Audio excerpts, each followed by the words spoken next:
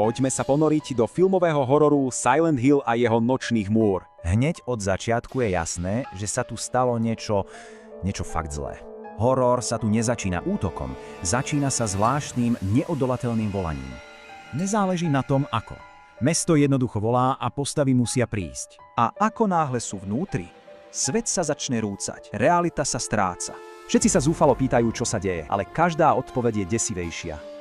Vyzerá to tak, že choroba zasiahla celé mesto. Je to akási nákaza. A táto nákaza sa šíri ako paranoja. Nikto si nemôže byť istý. Ten nepríjemný pocit, že vás niekto sleduje. A to je len začiatok. Zrazu už nejde len o paranoju.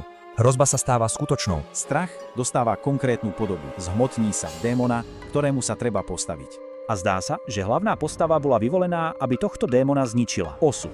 Ale nie je to len o jednom démonovi. Hrozbou je celé prostredie. Táto tma sa nezadržateľne blíži a nedá sa zastaviť. Celé to ale naberá osobný rozmer. Protagonisti si nesú vlastné bremeno. Prichádza pocit viny. Možno si za to môžu sami.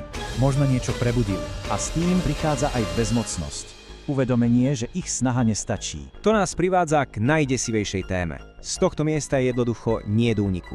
Aj ten najväčší vzdor sa stretáva s mrazivou odpoveďou, pretože toto už nie je len nocná mora, oni sú už v nej. Posledná veta naznačuje, že Silent Hill nie je len miesto, je to večnosť. Takže, aká hrôza je skutočná na mieste, ktoré sa nedá opustiť?